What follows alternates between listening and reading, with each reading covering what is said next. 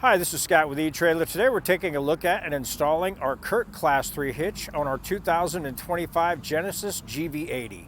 Our Genesis we have in today is a really nice vehicle, but it doesn't have a whole lot of room in the back, so it's nice to be able to add some accessories onto the back of it so we can add a little more storage and or hauling abilities. Say you want to have a cargo carrier and load it up with some of your camping gear, or you just have a few more things on the back, maybe mulch you're picking up at the store or something.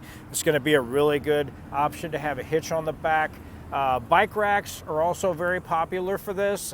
This is a pretty heavy-duty hitch, so you can haul a pretty good-sized bike rack with some heavy e-bikes on it pretty easily.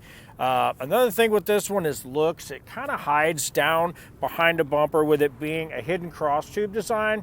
So most of the hitch is hidden back behind our fascia here, and what you're really going to see is just the receiver portion of our hitch hanging down here. So it really doesn't stick out too much. And it really hides behind our bumper line here, so it's something you're not going to be bumping your shins into all the time, so it's a really nice hitch. One of the questions we get asked when we install hitches is, will my kick sensor still work when I put my foot under there? Now, unfortunately, ours doesn't have one today, so I can show you that it does work, but typically they will work on most of the hitch installs that we do. Just got to find the sweet spot of wherever you got to put your foot, and they'll work out for you. Now, as far as this one goes, our CURT hitch is going to have a 5/8 pinhole opening, and that's going to hold any of your accessories in place. Now, keep in mind this will not come with a pin and clip, so you may want to pick one up. But keep in mind a lot of your accessories, like your bike racks or your cargo carriers, will have a pin with them, and most of your bike racks will have an anti-rattle hitch with those. This hitch has the lower vertical up and down style chain loops, and those are going to accept either your S-style hooks or your clevis style hooks.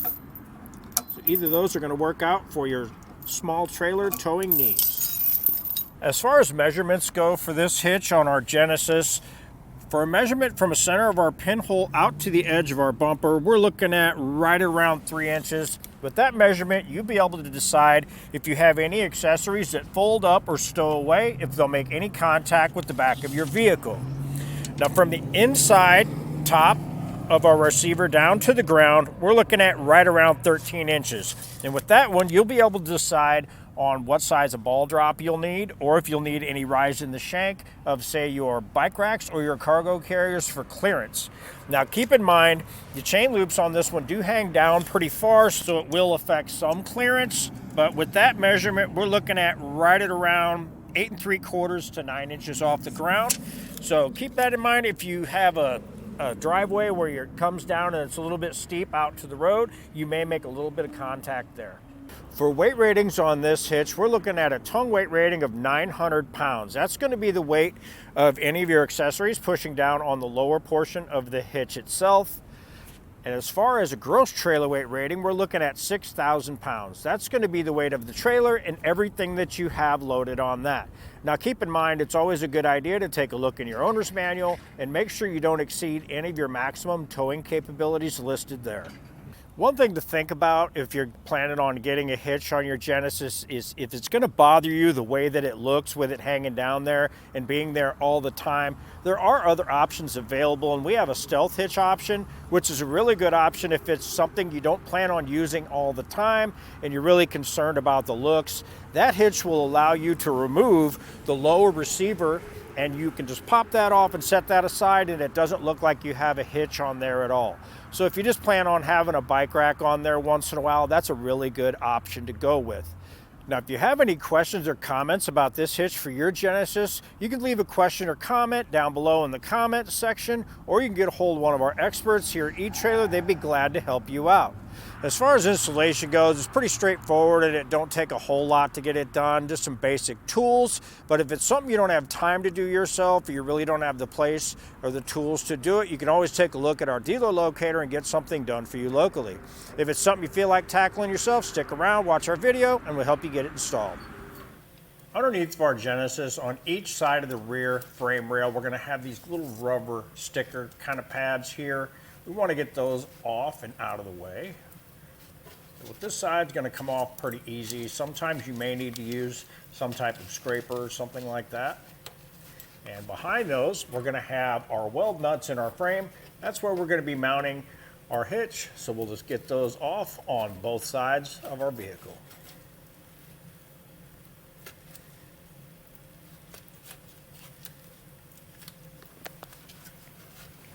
As we can see here on the very back of the frame of our vehicle, we're going to have this pin sticking out. This will eventually get in the way of our hardware going in and when we're trying to tighten down our hardware. So what I want to do with that, I'm just going to take a socket and put that over it. I'm going to bend that down, and that's going to have it move out of the way and give me a little more room for my hardware. To make this a little bit easier and give myself a little more room, I am going to drop our exhaust down a little bit. So I do have a strap installed here, and this is going to be a cam buckle strap. What I'm going to do with this is I'm going to use it to support my exhaust after I take my exhaust hangers loose. A little trick is when you are trying to get these rubber ends out, it's a good idea to take a little bit of soapy water with some dish soap and water and just kind of squirt that in there, and then once you get that in there, you can kind of move that around a little bit. Makes it a little bit easier to remove. So now you can either use a pry bar or something. There's a couple different ways you can go off with this. You can go out this way, or you can come out the front with it. So I'm going to give it a shot coming out this way. I'm going to use my exhaust isolator tool, get up behind that.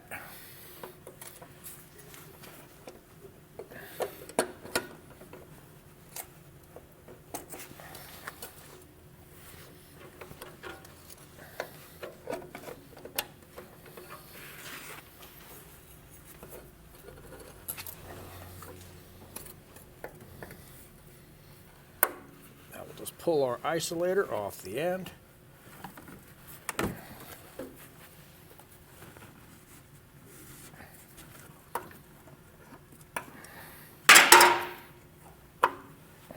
And I'll do that on both sides.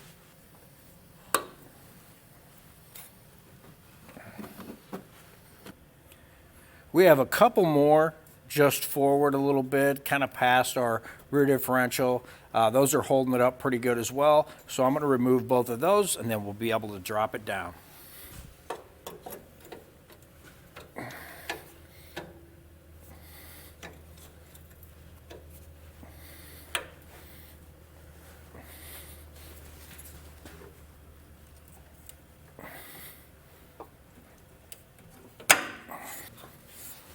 With those undone, I'll just hold up on my exhaust and I'll let down on it with my strap just a little bit.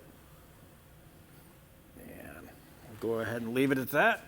And that'll give us a little more room to get up in towards our frame. For our hardware that comes in our kit, we're going to have our bolts, and then we're going to have our conical tooth washers. Now, I like to get all these put together before I start getting my hitch lifted into place. So what you're going to want to do is you're going to have these little teeth on your conical tooth washer. You want to make sure those are going to be facing towards your hitch when you put in your hardware. Now what I like to do is clean out the weld nuts on my frame, and I'll just use a little tube brush and just get in there. Now, being that we were taking that foam off, and even though they were covered, we may have a little bit of dirt and debris in there. We just want to clean all that off so we don't have any issues getting our hardware in place. Another thing I'll do is I'll come back through and just squirt a little silicone in there, and that'll kind of blow out any debris as well. Now, with an extra set of hands, I'm going to have Ethan help me out. We're going to get our hitch lifted into position. Just want to get up around past our exhaust.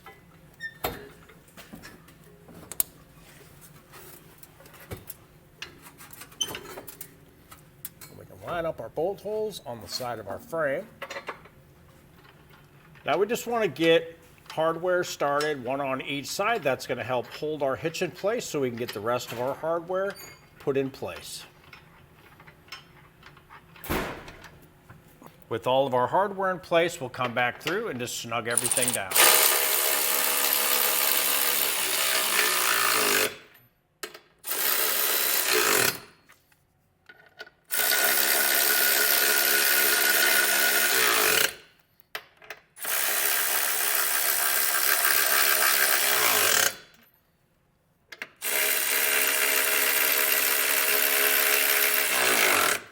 After we have everything snugged down, we'll come back through with our torque wrench and get everything torqued down to the specifications listed in our instruction manual. Now, if you don't have a torque wrench, you can always pick one up here at eTrailer. We do have some options available, or you can take a look at your local auto parts store. You should be able to rent one there. After everything's torqued down, we'll come back through and get our exhaust put back in place. Now, I recommend go ahead and respray all your rubber bushings and your pins on your exhaust. It kind of helps get everything back together. But now, if we have any issues with that, we'll let you know, but I'm going to go ahead and get our exhaust put back in place now.